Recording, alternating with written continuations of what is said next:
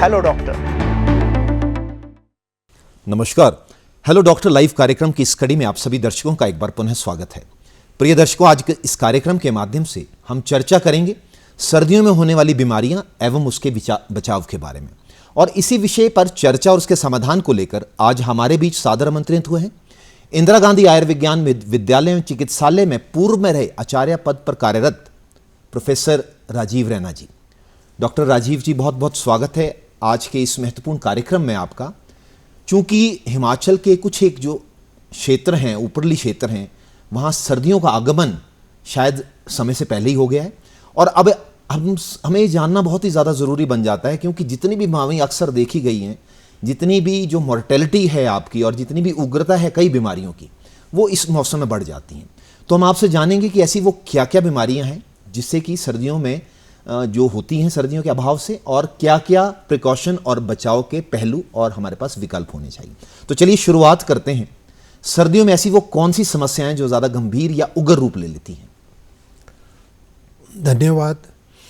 सबसे पहले मैं जिक्र करना चाहूँगा यहाँ पर कि जो सोर थ्रोट, गला ख़राब होना, खांसी, ज़ुकाम, छींके आना, जो कि सर्दी के मौसम में बहुत कॉमन प्रॉब्लम है, और ये पाया गया है कि इसका प्रमुख कारण ये है कि एक तो सर्दी के दौरान बहुत ज़्यादा लोग इकट्ठे होकर रहते हैं, खिड़की दरवाजे बंद होते हैं, वार्म रखने के लिए आसपास गर्मी होती है और सब लोग इकट्ठे रहते हैं। उसकी वजह से जो है, अगर किसी एक को भी समस्या या खांसी ज़ुकाम है तो दूसरों में फैलने की आशंका बढ़ जाती है। इसके अलावा क्योंकि खिड़की दरवाजे बंद होते हैं तो क्रॉस वेंटिलेशन नहीं होती। अगर कहीं पर कीटाणु आ जाएंगे तो वो वहीं पे रहेंगे और भी लोगों को संक्रमित करेंगे।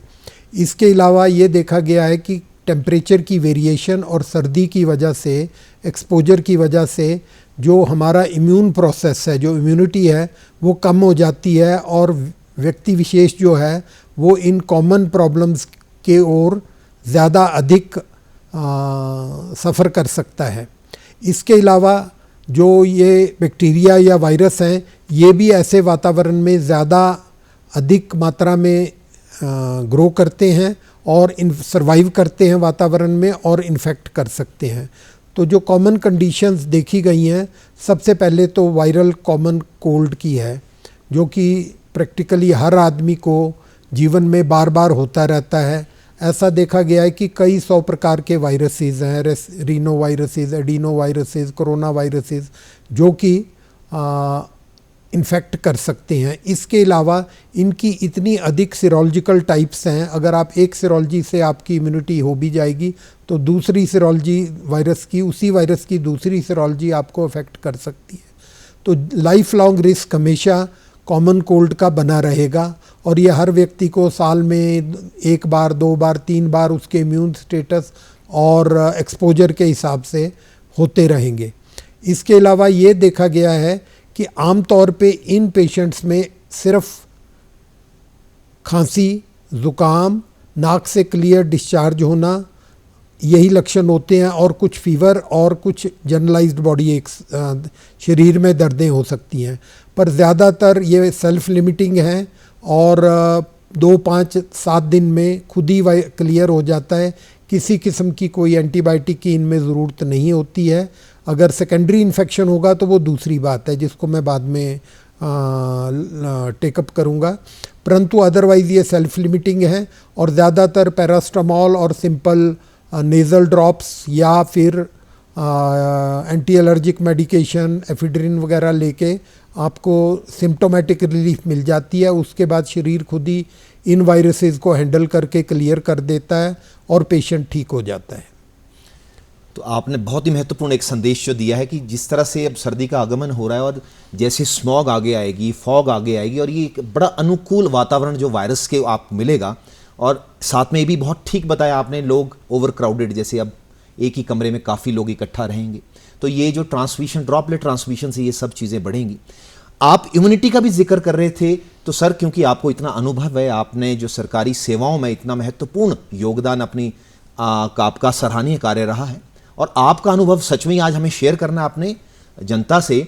मैं आपसे एक चीज़ ये जानना ज़रूर चाहूँगा, क्योंकि आपने बताया कि आजकल लोग जैसे अपना सेल्फ मेडिकेशन, और ख़ास तौर पे ये सर्दियों के दिनों में ये एंटी एलर्जिक, जिस तरह से आपने बताया कुछ एक एंटीबायोटिक जिसमें एजिथ्रोमाइसिन जो है कि बड़ी कॉमनली अवेलेबल है, और लोग नॉन विरुलेंट जो आप बता रहे हैं 3-4-5 दिनों में भी जो वायरल डिजीज़ अपने आप सेल्फ लिमिटिंग होने से अपने आप ठीक हो जाएगी, कुछ एक जो परहेज़ वगैरह हैं वो करने से भी ठीक हो सकते हैं, पर उसके भी दुष्परिणाम देखे गए हैं। तो इससे भी जनता को जागरूक रहना बहुत ज़्यादा ज़रूरी है कि कोई भी अगर आपने चीज़ की उग्रता बढ़ती है तो डॉक्टरी परामर्श ज़रूर लें। इसी संदर्भ में आपसे हम सर ये जानना चाहेंगे कि आपने बताया कि ये वर्ग हैं, ये जो डिजीज़ हैं बढ़ेंगी, रेस्पिरेटरी खासतौर पे जब आप बता रहे हैं, तो क्या बतौर कवच के तौर पर आजकल जिस तरह से वैक्सीन का भी प्रचलन है, यहीं हम बात कर लेते हैं इसकी, तो ऐसे वो कौन कौन से वर्ग हैं और किस टाइम में क्या क्या वैक्सीन की आवश्यकता किन किन लोगों को पड़ सकती है? देखिए, इससे पहले मैं ये बताना चाहूँगा कि ये तो कॉमन कोल्ड था, परंतु कॉमन कोल्ड के बाद ये देखा गया है कि कुछ पेशेंट्स में वायरस खुद क्लियर नहीं होता और जो नेज़ल म्यूकोज़ा वगैरह है इसमें स्वेलिंग आ जाती है, वायरस की क्लियरेंस या बैक्टीरियल क्लियरेंस नहीं हो पाती।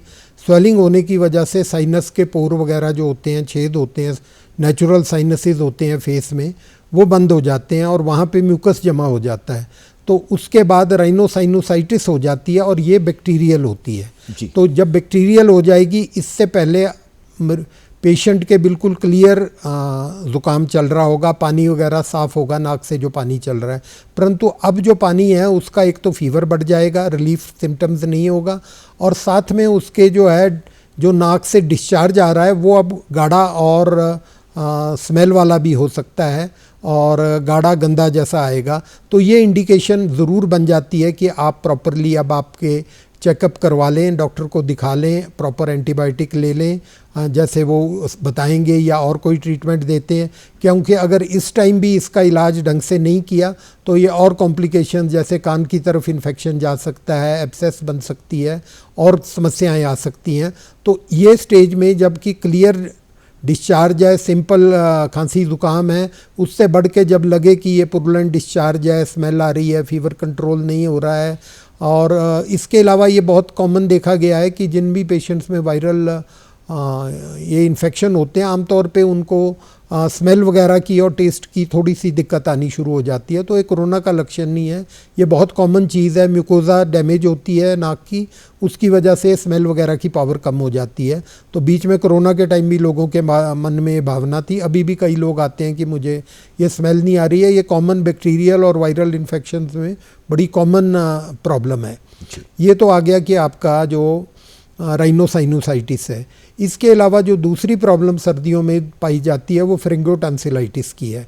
इसमें जो है मेन चीज़ ये देखने की है कि ये क्या बैक्टीरियल इन्फेक्शन से है, और अगर बैक्टीरियल इन्फेक्शन से है तो most common beta haemolytic streptococci infection होता है और उसमें एंटीबायोटिक की ज़रूरत होती है, क्योंकि नहीं तो पेशेंट को रूमेटिक फीवर या फिर आपकी ग्लोमेरुलोनेफ्राइटिस प्रॉब्लम हो सकती है जो किडनी वगैरह को अफेक्ट करती है।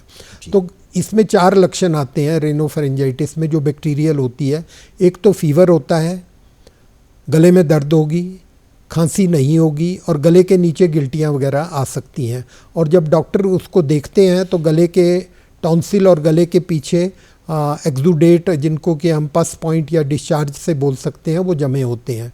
तो अगर ये शुरू की 3-4 चीज़ें पॉजिटिव हैं तो काफ़ी चांसेस हैं कि ये बैक्टीरियल इन्फेक्शन है। तो चेक करा के प्रॉपर ट्रीटमेंट लेनी ज़रूरी है। नहीं तो अगर टाइम, क्योंकि प्रॉपर ट्रीटमेंट यहाँ पर एंटीबायोटिक्स की है, अदरवाइज़ ये देख, और यहाँ पर ही एंटीबायोटिक्स की या आपकी जहाँ पे सेकेंडरी राइनोसाइनोसाइटिस है, बैक्टीरिया से इन्फेक्शन हो चुका है, वहाँ पे एंटीबायोटिक्स की ज़रूरत है। अदरवाइज़ एंटीबायोटिक का मिसयूज़ है। ये देखा गया है कि जनरल फिजिशियन के पास आने वाले 20% ओपीडी अटेंडेंस आमतौर पे इन्हीं प्रॉब्लम से है। सर्दियों में ये और बढ़ जाती है। और इसके अलावा मार्केट से हॉस्पिटल एडमिशन के बगैर जो एंटीबायोटिक यूज़ होता है वो 50 से 60% इन्हीं प्रॉब्लम्स में होता है। तो ये definitely over use of antibiotic है, जो कि अगर ढंग से यूज़ नहीं किया गया तो एंटीबायोटिक रेजिस्टेंस की ओर बढ़ता है।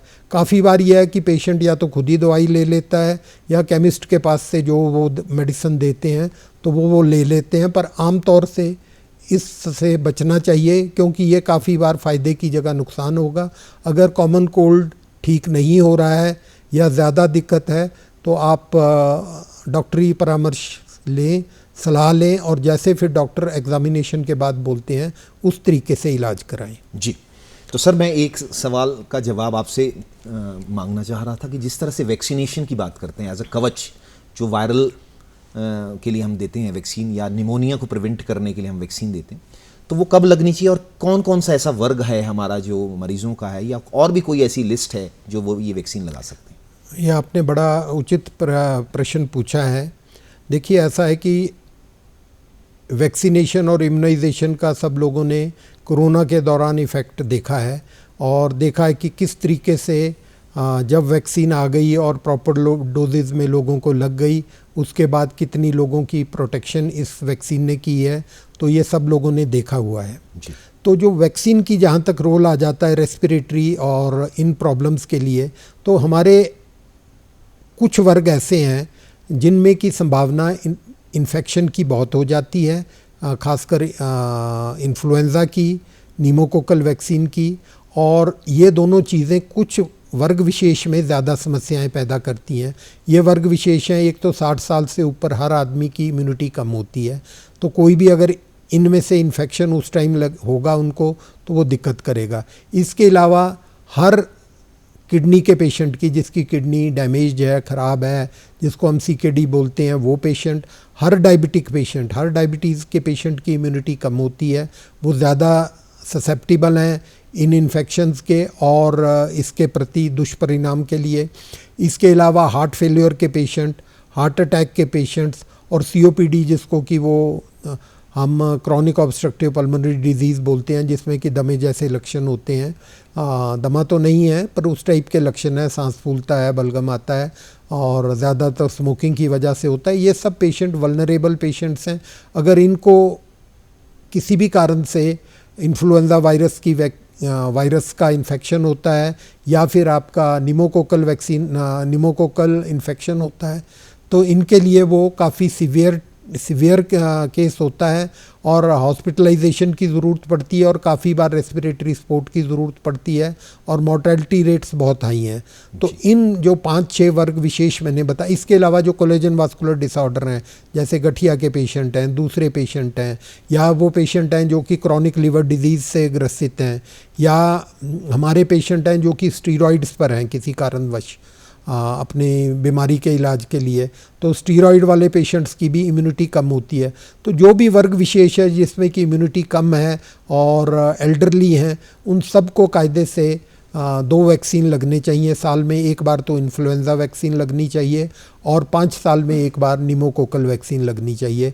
तो इससे इन रोगों से ग्रसित होने का खतरा बहुत कम हो जाता है। निमोकोकल वैक्सीन इन्फ्लुएंज़ा वैक्सीन हर वर्ष लगाने के लिए इसलिए बोलते हैं कि ये जो वायरस है इन्फ्लुएंज़ा का, ये हर साल थोड़ा बहुत परिवर्तित होता है। तो जो पिछली वैक्सीन लगी है वो शायद नए वायरस को, नए इन्फेक्शन को कंट्रोल ना कर पाए, इसलिए ईयरली वैक्सीन है। निमोकोकल 5 साल है, इसकी जो प्रोटेक्शन है वो 5 साल तक चलती है। इसलिए ये 2 वैक्सीन्स बहुत इम्पॉर्टेंट हैं और लॉन्ग टर्म में पेशेंट को मोर्टेलिटी, मॉर्बिडिटी और इससे बचाने के लिए काफ़ी सहायक सिद्ध होती है। जी बिल्कुल, इसके प्रमाण हमने आप पीछे देखें। जब कोविड वैक्सीन लगाई गई तो कितने लोग भ्रमित थे, कितने लोगों को डर था कि शायद अगला नंबर हमारा ना हो। यही वो कवच था जो वैक्सीन के रूप में, जिसने कि कई मासूम जिंदगियों को बचाया, मौत के घाट उतरने से बचाया। डॉक्टर रैना जी, एक तो आपने बहुत महत्वपूर्ण चीज़ बताई अभी कि जो सर्दी जुकाम नज़ला है और कौन सा जो है आपका सीवियर वायरल इन्फेक्शन है, टॉन्सिलोफेरेंजाइटिस बताया आपने, और जितने भी और फेफड़े से संबंधित जो बीमारियाँ थी उन बताई। एक और भी विशेष ये चीज़ देखी गई कि आजकल जो सर्दियों का जब मौसम आता है तो हार्ट की समस्याएं ज़्यादा बढ़ जाती हैं। कईयों में ब्लड प्रेशर के जो ऑलरेडी मरीज़ होते हैं उनका ब्लड प्रेशर अनकंट्रोल्ड हो जाता है, और कई बार पक्षाघात, स्ट्रोक जैसे लक्षण भी देखे जाते हैं। तो इसके बारे में भी जानना अति आवश्यक बन जाता है। तो क्या क्या वो प्रिकॉशंस हैं और क्या क्या वो जो परहेज़ आपको जो करना ज़रूरी है, जिससे कि आप अपनी जान को भी सुरक्षित रखें और साथ में अपने नियंत्रण में अपने पैरामीटर्स भी रखें? देखिए, जैसा कि सबको पता ही है कि ब्लड प्रेशर एक ऐसी चीज़ है जो कि लगभग 1/3 से ज़्यादा एडल्ट्स में देखी गई है।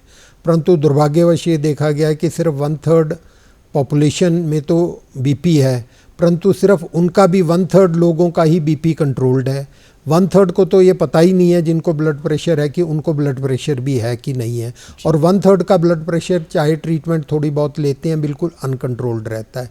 तो जो 1/3 पेशेंट हैं वो भी किसी हद तक प्रोटेक्टेड रहते हैं, परंतु जो 2/3 पेशेंट हैं हाइपरटेंशन के, उनका बीपी किसी भी, या तो उनको पता ही नहीं है या फिर बीपी कंट्रोल में नहीं है। तो सर्दियों के दौरान ये देखा गया है कि बीपी के पेशेंट हों, चाहे हार्ट फेलियर के पेशेंट हों, चाहे हार्ट अटैक के बाद के पेशेंट्स हों, इन सब में क्योंकि हमारी सर्दी की वजह से सिम्प्टोमेटिक एक्टिविटी बढ़ जाती है, बॉडी में एड्रेनलिन एपिनेफ्रिन वगैरह की जो सिक्रीशन है वो बढ़ जाती है। ठंड की वजह से जो है बॉडी रिएक्ट करती है और ब्लड वेसल्स टाइट हो जाती हैं। जब ब्लड वेसल आपकी संकुचित और टाइट हो जाएंगी तो बॉडी को ब्लड को फ्लो को प्रवाहित करने के लिए, चलता रखने के लिए अपना प्रेशर बढ़ाना पड़ता है। तो इसलिए सर्दी के टाइम ब्लड प्रेशर सबका थोड़ा बहुत बढ़ जाता है।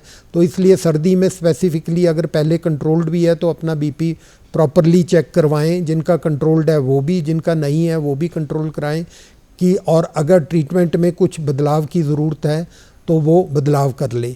इसके अलावा काफ़ी लोग जो है मॉर्निंग वॉक के लिए जाते हैं, खासकर सर्दी में सुबह 5 बजे 6 बजे एक जीवन शैली का हिस्सा बन चुका है। तो अच्छी बात है, चलना अच्छी बात है, परंतु सर्दी के टाइम में खासकर जो हार्ट के पेशेंट्स हैं, ब्लड प्रेशर के पेशेंट्स हैं, और इन सब में अगर आप मॉर्निंग वॉक करेंगे तो रिएक्टिव ब्लड प्रेशर उस टाइम बढ़ता है। इसके अलावा ये देखा गया है कि मॉर्निंग के टाइम वैसे भी सुबह के टाइम 5-6 बजे ब्लड प्रेशर की सर्ज आई होती है, पहले ही ब्लड प्रेशर थोड़ा सा बढ़ा होता है, और अगर मरीज़ जो है वो उस दौरान मॉर्निंग वॉक को जाएगा और ठंड को एक्सपोजर होगा, ब्लड वेसल्स टाइट होगी, बॉडी रिएक्ट करेगी, तो उनके बीपी बढ़ने की और बीपी बढ़ने की वजह से हार्ट अटैक और स्ट्रोक होने की संभावना बढ़ जाती है। ऐसे भी सर्दियों में मॉर्निंग के टाइम में अदरवाइज़ भी और सर्दियों में भी हार्ट अटैक और स्ट्रोक वगैरह की जो मियाद है और जो ये है वो बढ़ जाती है। तो इसलिए लोगों को सर्दियों के टाइम ये प्रिकॉशन लेने की, प्रॉपर चेकअप की अधिक आवश्यकता है। तो आपने बहुत खूब बताया कि सर्दियों के मौसम में जितने भी ये जो बीमारियां हैं, खासतौर पे ब्लड प्रेशर है, जिनको ऑलरेडी ब्लड प्रेशर है वो भी थोड़ा सा अनकंट्रोल्ड हो जाता है, और वो रीज़न आपने बता दिया। आपने ये बताया कि सर्दी में अपने आप को, जो मॉर्निंग में कई लोग बहुत ही सच में इस तरह से जुझारू हैं जो अपने नियम को बिल्कुल भी उसको आप जैसे नियम में बंधे हैं वैसा ही रहने चाहते हैं, चाहे जो भी मौसम या ऋतु आए। और अक्सर ये भी देखा गया कि हॉस्पिटल में जो ये कार्डिक अरेस्ट है, हार्ट अटैक्स हैं और स्ट्रोक हैं, ये ज़्यादातर सर्दियों के मौसम में सुबह के टाइम में बहुत ज़्यादा देखे गए हैं। तो आपने खूब बस अच्छा संदेशा दिया इस संदर्भ में भी। अगली हम बात करेंगे सर सर्दियों में। मैं एक सेकंड यहाँ और बोलना चाहूँगा, मॉर्निंग वॉक बंद करने को हम नहीं बोल रहे हैं, आप वॉक कीजिए दिन के टाइम जब धूप है, शाम के टाइम तब वॉक कीजिए, अपनी लेवल की एक्टिविटी उतनी ही रखिए। दूसरा, मॉर्निंग वॉक लेते हुए ये ध्यान रखें कि जो बिज़ी रोड है, क्योंकि मॉर्निंग के टाइम ट्रैफिक खाली होता है तो बहुत बार लोग गाड़ियों से एक्सीडेंट वगैरह से कुछ ले जाते हैं, तो वो ध्यान रखें कि आमतौर पे ऐसी सड़क पे जाएं जहां व्हीकुलर ट्रैफिक ना हो। और दिन के टाइम आप कभी भी कहीं पर भी, अपने ऑफिस जाना है मॉर्निंग में, आप 9-10 बजे गाड़ी नहीं लें, अगर 2-3 किलोमीटर वॉक करना है तो वॉक को चले जाइए। आप ऑफिस के लिए गाड़ी ले जा रहे हैं और सवेरे 5 बजे निकल के आप वॉकिंग कर रहे हैं, जॉगिंग कर रहे हैं, तो वो कोई जस्टिफिकेशन नहीं बनती। आप दिन के टाइम, धूप के टाइम, शाम के टाइम, जब भी आपको रहे तो आपकी जो भी दिन की 3-4 किलोमीटर की चलने की जो भी आपका जीवन शैली में डाला हुआ है उसको आप रखिए।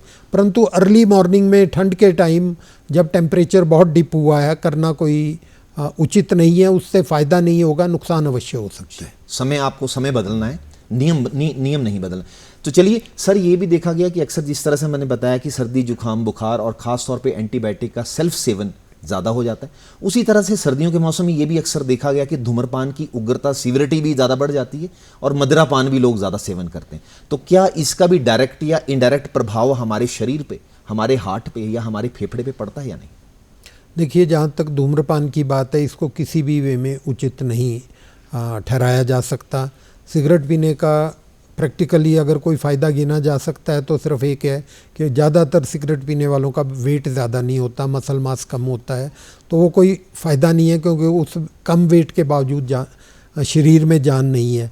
परंतु कम से कम 50-60 ऐसी बीमारियां और सारे घातक रोग हैं जो हार्ट अटैक से लेके, कैंसर से लेके, लंग कैंसर से लेके, पेंक्रियास की प्रॉब्लम और पेट के अल्सर से लेके इतनी समस्याएं हैं, तो धूम्रपान तो किसी भी वे में किसी भी टाइम आपका जस्टिफाइड नहीं गिना जा सकता। जहाँ तक अल्कोहल की बात है, सोशल ड्रिंकिंग कुछ और चीज़ है, हैबिचुअल और अल्कोहलिक होना कुछ और चीज़ है। परंतु सर्दी के मौसम के टाइम में अल्कोहल इनिशियली तो एक फॉल्स सेंस ऑफ वेलबींग करती है, क्योंकि अल्कोहल पीने के बाद ये इंस्टेंट सोर्स ऑफ एनर्जी है जो कि बॉडी स्टोर नहीं कर पाती। उसके वजह से एनर्जी को खर्च करने के लिए बॉडी में जो ब्लड वेसल्स हैं वो डायलेट हो जाती हैं, खुल जाएंगी, तो ब्लड प्रेशर डायलेट होने की वजह से खून का दौरा बढ़ जाएगा, तो शरीर में उस टाइम गर्मी सी लगती है, हाथ पाँव में गर्मी लगेगी, माइंड के ऊपर भी इफेक्ट होता है, एक false sense of wellbeing, euphoric feeling आ जाती है, तो पेशेंट को ठीक लगता है। परंतु उसके बाद अगर वो अपने को वार्म नहीं रखेगा या उन्हीं कपड़ों में बाहर निकल जाएगा, एक्सपोजर होगा, तो इन बीमारियों के अलावा अगर बाहर कहीं दारू के नशे में गिर जाएगा तो ज़्यादा चांसेस ये हैं कि वो बहुत बार हॉस्पिटल में ऐसे पेशेंट लाए जाते हैं जिनका कि टेम्परेचर सर्दी के दौरान, क्योंकि वासोडाइलेटेशन पहले ही हुई होती है, बॉडी की थर्मोरेगुलेशन अफेक्टेड है, बॉडी हीट कंट्रोल नहीं कर पाती है और ये पेशेंट हाइपोथर्मिया में चले जाते हैं, बेहोश भी हो जाते हैं, बॉडी बिल्कुल ठंडी होती है। अगर टाइमली उपचार ना हो तो घातक भी सिद्ध हो सकती है। तो उसमें जो है मॉडरेशन में अगर ड्रिंक लेंगे, अपने को वार्म रखेंगे, हालांकि ड्रिंक की भी वही बात है, किसी भी क्वांटिटी में रिकमेंडेड नहीं है, medically it is not recommended. परंतु यह है कि अगर आदमी शौक के लिए रख रहा है, कम मात्रा में रख रहा है, परंतु अपना ख्याल रख रहा है, तब तक ठीक है। परंतु ये जो भी है वो फॉल्स सेंस ऑफ वेलबींग देती है, आदमी को उस टाइम अच्छा लगता है, परंतु लॉन्ग टर्म ठीक नहीं है। और सर्दी के मौसम में ये, क्योंकि जैसे मैंने बताया कि ये जो है इनिशियली गर्मी देगा, परंतु बाद में मरीज़ को हाइपोथर्मिया होने के ज़्यादा चांसेस हैं, तो इसलिए इनको अवॉइड ही करें तो ज़्यादा बेहतर है। तो आपको बहुत लंबे समय से, आपको बहुत ही ज़्यादा जो आपका समय काल निकला है इंदिरा गांधी आयुर्विज्ञान महाविद्यालय औषधि विभाग में, बहुत ही सराहनीय रहा है। और साथ के जो आपके अनुभव थे, और अब भी आप मानव सेवा के लिए बहुत ही अच्छा कार्य कर रहे हैं, इसके लिए आप बधाई के पात्र हैं। एक लास्ट आपसे मैं प्रश्न करना चाहूँगा, आपके अनुभव से अगर सर्दियों में खान पान और अगर जीवन शैली की बात करें तो किस तरह का खान पान और जीवन शैली होनी चाहिए? देखिए, सर्दी में सबसे बड़ी समस्या एक होती है कि ड्राई एयर होती है, हवा में जो मात्रा है पानी की वो बहुत कम होती है, तो ड्राई एयर की वजह से बॉडी से इम्परसेप्टिबल लॉस जो है पानी का बॉडी से होता है, बॉडी डिहाइड्रेटेड होने लग पड़ती है, स्किन भी ड्राई होने लग पड़ती है। तो गर्मियों में पानी की जो है मात्रा ठीक ढंग से रखें, अपने आप को एडिक्वेट हाइड्रेटेड रखें, और वो बहुत इम्पॉर्टेंट है क्योंकि वो सर्कुलेशन वगैरह हर चीज़ को मेंटेन करेगी। ठंडे पानी नहीं है, वार्म सिप्स, वाटर के सिप्स ले लें, अच्छी क्वांटिटी में पानी लें, क्योंकि ये जो बॉडी से वाटर लॉस होता है इसका पता नहीं लगता। सांस से भी, स्किन से तो जाता ही जाता है, हमारे हर सांस से भी बॉडी से मॉइस्चर लूज होता है, तो ये एक तो ये इम्पोर्टेंट है। दूसरा, जैसे स्नोफॉल वगैरह हुआ है तो ग्लेयर और अल्ट्रावायलेट लाइट काफ़ी होती है उसमें, तो अगर स्नो में वैसे चलें तो वो आइज़ को डैमेज कर सकती है। तो उसके लिए जैसे धूप में अगर जा रहे हैं और बर्फ़ में जा रहे हैं और धूप पड़ रही है, तो ये बेटर है कि आप एक गॉगल, खासकर यूवी प्रोटेक्टेड गॉगल रखें, वो आपकी अल्ट्रावायलेट रेज से आपकी आइज़ को प्रोटेक्ट रखेगी। इसके अलावा सर्दी में अपनी बॉडी वेट के हिसाब से ठीक एनर्जी फूड लें, बहुत हाई एनर्जी और घी तेल लेने की ज़रूरत नहीं है, परंतु उचित मात्रा में कार्बोहाइड्रेट, प्रोटीन और फैट की भी ठीक मात्रा होनी चाहिए। एडिक्वेट डाइट लें। काफ़ी बार ये देखा गया है कि सर्दी में लोग ये जो ऑयली चीज़ों का जो उपयोग है, जैसे ड्राई फ्रूट्स हैं, मूंगफली है, इवन ऑयल है, देसी घी है, उसकी क्वांटिटी बढ़ा देते हैं। उसमें इन चीज़ों को खाने में कोई नुकसान नहीं है, परंतु अगर आपकी कैलोरी जो जितनी आप खर्च कर पा रहे हैं उससे आप ज़्यादा ले रहे हैं, तो तो वेट गेन हो जाता है। तो जो वेट गेन है वो आपके लिए आगे कई समस्याओं को दे सकता है, जो कि आपके लिए ठीक नहीं है। तो इसलिए बेटर ये रहेगा कि आप हर चीज़ का सेवन करें, ठीक कर मात्रा में करें, परंतु अपनी जो आपकी कैलोरी रिक्वायरमेंट है उसके अंदर करें तो ठीक रहेगा। एक्सेस भी नहीं लेना है, कम भी नहीं लेना है। तो समय का अभाव है, सिर्फ एक आखिरी प्रश्न मैं आपसे करूंगा कि जैसे आप विटामिन डी डेफिशिएंसी भी बोलते हैं सर्दियों में, और लोग आजकल जो हट्टे कट्टे लोग हैं जो गांव में हैं, फौज में हैं, वो भी इनको भी लगता है कि विटामिन डी बहुत कम, इसके बारे में आप क्या बोलना चाहेंगे? देखिए, ऐसा पाया गया है कि जो विटामिन डी जिस मेथड से किया जाता है तो लगभग 90% लोग जो हैं वो विटामिन डी की कमी से ग्रसित पाए गए हैं, परंतु क्लिनिकली उतनी क्लिनिकल मैनिफेस्टेशंस नहीं है। 90% जब आपकी एफ्लिक्शन है सोसाइटी में, अगर 90% में विटामिन डी कम है तो किसी भी बीमारी को उसके साथ जोड़ा जा सकता है, वो चाहे शुगर हो, बीपी हो, कोई भी बीमारी हो, परंतु प्रैक्टिकली ऐसा नहीं है। और आज तक साइंटिफिकली 3 चीज़ें ज़रूरी हैं, जो कि बच्चों में रिकेट्स, एडल्ट्स में ऑस्टियोमलेशिया जिसमें कि जैसे बैठे हैं खड़े होंगे तो थोड़ी पीठ अकड़ जाती है, और ये जो है ऑस्टियोमलेशिया हो गया, रिकेट्स हो गई, और प्रॉक्सिमल मायोपैथी, ये 3 चीज़ें जो हैं ये हो सकती हैं बड़ों में, ऑस्टियोमलेशिया और प्रॉक्सिमल मायोपैथी, और बच्चों में रिकेट्स। ये तो विटामिन डी से डेफिनेटली एसोसिएटेड है, परंतु बाकी कोई बीमारी एसोसिएटेड नहीं है। टेस्ट करने की ज़रूरत नहीं है। एम्पेरिकली लोग विटामिन डी की जो मिनिमम डेली रिक्वायरमेंट है वो लगभग 1 से 2000 यूनिट बनती है, उतनी ले सकते हैं या मंथली डोज ले सकते हैं। इससे ज़्यादा की आवश्यकता नहीं है, क्योंकि एक आर्मी की स्टडी में पाया गया है कि बिल्कुल हट्टे कट्टे जवान जो हैं, जो कि बिल्कुल फिजिकली एक्टिव हैं, कोई बीमारी नहीं है, उनमें भी विटामिन डी की लेवल बहुत कम पाई गई है। तो इसका डायरेक्ट बीमारी के साथ कोरिलेशन करना बड़ा मुश्किल है। जी, तो बहुत ही महत्वपूर्ण जानकारी आज आपने हमारे दर्शकों से साझा की। मैं तमाम दर्शकों से ओर से आपका धन्यवाद करता हूं। तो दर्शकों, ये थे पूर्व में रहे इंदिरा गांधी आयुर्विज्ञान महाविद्यालय एवं चिकित्सालय के औषधि विभाग में एक सफल आचार्य पद पर कार्यरत डॉक्टर राजीव रैना जी। उम्मीद करते हैं इनकी दी हुई जानकारी से आप लाभान्वित हुए होंगे।